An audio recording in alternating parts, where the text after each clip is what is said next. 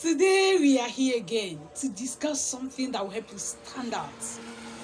I'm so happy some of you that have been watching these videos, everyone that watched the video was like, wow, what we are doing here, our productions have been great. And believe me, I'm so happy, I feel fulfilled getting such testimonials. And believe me, I love you for taking our time to watch us.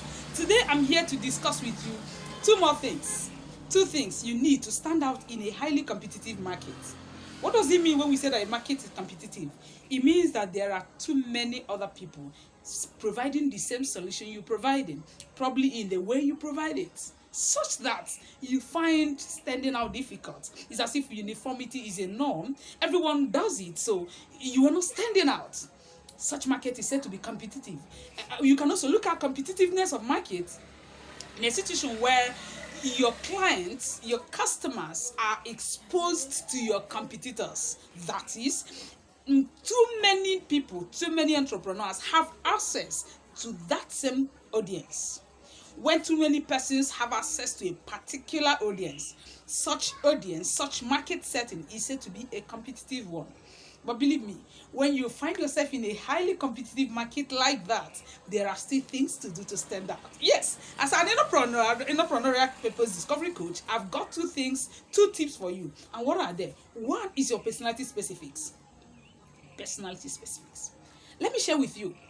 Everyone is made up of everyone has the personality. Everyone has a personality. No matter who you are, no matter the country, the continent you're coming from, no matter the business you do, you have a personality. And the personality of every man is made up of two components: the physical you and the abstract you. And so when you find yourself in a highly competitive market, you've got to explore your personality. One, explore the physical you. You see me, I'm dark in complexion. You see the way I smile, you see my voice. There's no one that smiles exactly like me. No one else has my type of voice exactly the way it is. And of course, my gesticulations, my body language, okay? These things single me out in the crowd. Even my hair, like everything about me, including the way I dress, my naturalness. I mean, they set me out. So when I find myself in a market where there are many entrepreneurial purpose discovery coaches, there are not many who have my hair, there are not many who have my complexion, there are not many who speak the way I speak. I mean, I have a number of things that set me out physically. I didn't put them there per se. Okay, I can make the style of the hair, but then these other things were natural. You've just got to identify the uniqueness you have and explore them. Yes. If you watch, I am the natural woman. Okay, that's me. And some of my fans like me for being natural. And I don't need to go and alter it because it gives me an edge in the market. Maybe you may not know. The way I smile is something I notice that you and a number of other persons love my smile. So it doesn't matter whether I'm 18. It doesn't matter whether someone wanted to make me angry. I'm always happy and the smile is there to spice up your day. And it's part of my edge as a business person.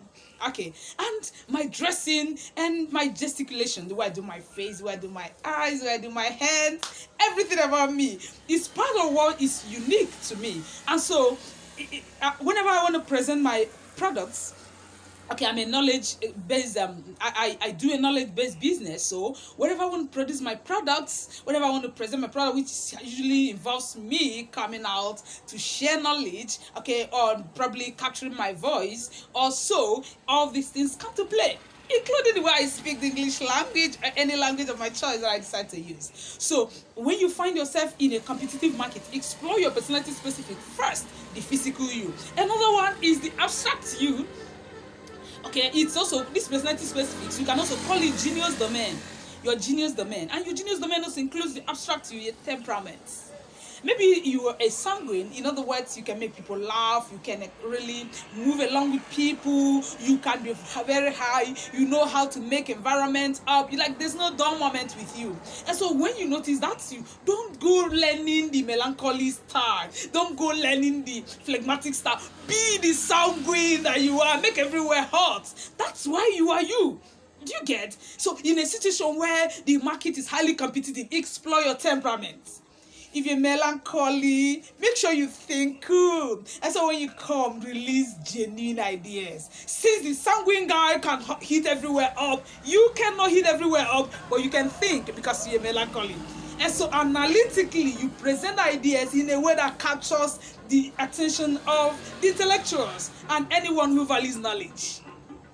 And maybe you are a phlegmatic, or maybe you are a choleric, and as a choleric person you have the power, you have the voice. Always dish it out.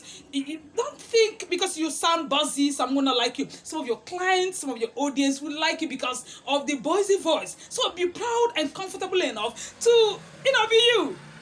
It sets you out. It sets you apart. And maybe you're the kind of person that likes joking, inserting jokes when you communicate. Provided such joke resonates with the audience, go ahead and insert it. And maybe you're the kind of person that maybe you like using religious instances. Probably you are a Christian or you're a Muslim. You like making reference to your holy book to analyze or to buttress the point you have. Please don't say, they will say I'm religious, they will not like me. Go ahead and make such analogies. Some people will like you for that. What's unique about you? To some of you, I talked about physical appearance before. Maybe you have gap tooth, and so when you come, you are doing like this.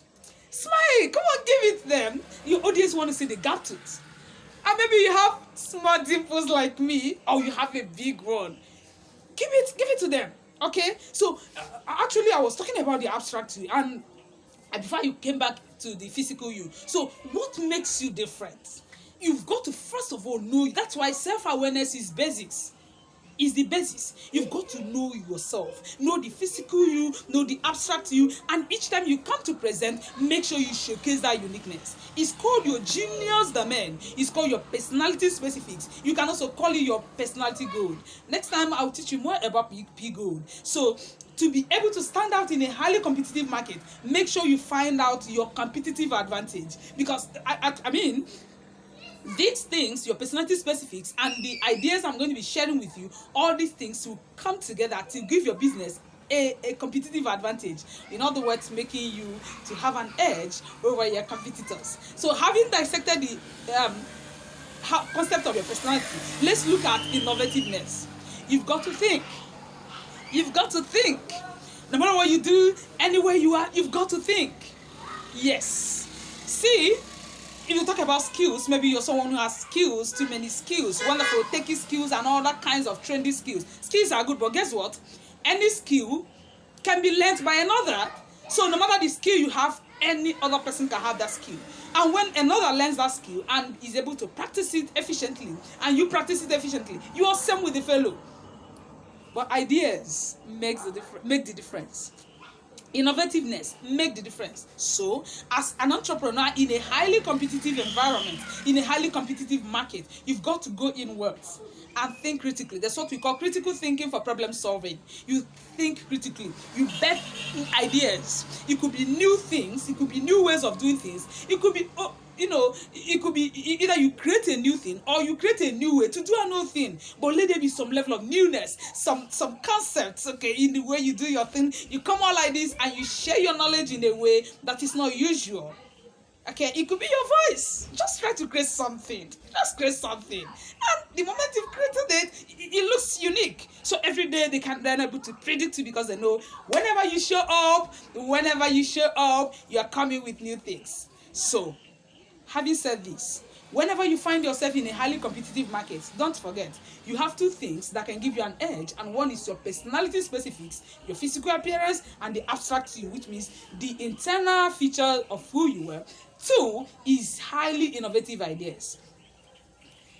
By the way, how do we even start idea creation?